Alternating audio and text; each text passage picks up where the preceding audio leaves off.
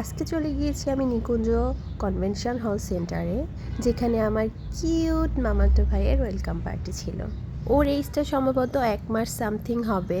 মাশাল্লাহ, এই ওয়েলকাম পার্টিটা ছিল মূলত মামনিদের তরফ থেকে, যেখানে ওর নানু এবং দাদুদের দুই ফ্যামিলির একটা গেট টুগেদার পার্টি ছিল। আর আমিও চলে আসলাম প্রথমবারের মতো আমার ভাইকে কোলে নেওয়ার জন্য। হলের ডেকোরেশনটাও কিন্তু ভীষণ সুন্দর ছিল। থিমটা ছিল ব্লু অ্যান্ড ব্ল্যাক।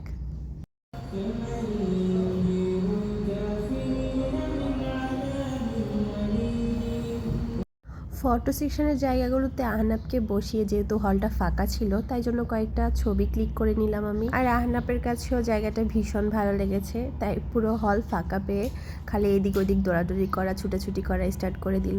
এইদিকে মামুনির ফটো সেকশনটাও কমপ্লিট হয়ে গেল। এরপরে চলে আসলো তার ফুপা পুপি আর আমাদের নো আইসি। এরপরে হচ্ছে মামা মামুনি এবং খালামণি আঙ্কেল একসাথে দাঁড়িয়ে ছবি তুলে নিল। আহনাব এবং নোয়াইসিরও কিছু কিউট মোমেন্ট ফ্রেমবন্দি করে নিলাম। ওরা এত এনজয় করছে, ভীষণ মজা পাচ্ছে দুজন। পুরো হলে তারা ছুটোছুটি করা শুরু করে দিয়েছে। আমরা তো বারবার গিয়ে তাদের থামিয়েছিলাম, বসো বসো, না তারা তো শুনবেই না, এইদিক ওই দিক খালি ছুটাছুটি করেছে। এরপরে চলে আসছে মেইন পর্ব, যেখানে খাওয়া দাওয়ার পালা। অবভিয়াসলি সবার এটা ভীষণ পছন্দের পার্ট। আর আমার বাসা যেহেতু অনেক দূরে ছিল, তাই আমি ঝটপট বসে গেলাম। মামারাও বলল যে তুমি তাড়াতাড়ি বসে যাও, বাসায় যেতে হবে, অনেক রাত হয়ে যাচ্ছে। তাই মোটামুটি আগেই বসে গেলাম। তখন প্রায় অলরেডি 9টার মতো বাজে। আমার যেহেতু বাসায় যেতে হবে, সো এখান থেকে আমার তাড়াতাড়ি বেরোইতে হবে, তাই জন্য একটু আর্লি আমরা বসে পড়লাম খেতে। এখানে ছিল বোরহানি, ছিল সালাদ, ছিল কাবাব, ছিল তারপর রোস্ট ছিল, পোলাও ছিল, মাংস ছিল, তারপরে ভেজিটেবল ছিল, জর্দা ছিল, অনেকগুলো ভ্যারাইটি ছিল।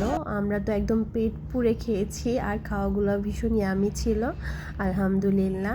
আর সব থেকে বড় কথা হচ্ছে আমরা যার গেট টুগেদার পার্টিতে এসেছিলাম, সে এখনও অনেক ছোট। আল্লাহ তাকে অনেক বড় করুক, সে অনেক ভালো একজন মানুষ হোক, এই দোয়াই করি।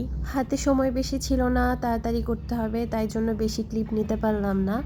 খাওয়া দাওয়ার পরে একদম ঝটপট রেডি হয়ে বের হয়ে গেলাম সবার থেকে বিদায় নিয়ে, তাই জন্য শুধু জাস্ট খাওয়া দাওয়ারটুকুই ভিডিও করা আছে। এই তো আজকের জন্য এতটুকুই। দোয়া করবেন সবাই, যে যেখানে আছে ভালো থাকবেন। আল্লাহ হাফেজ।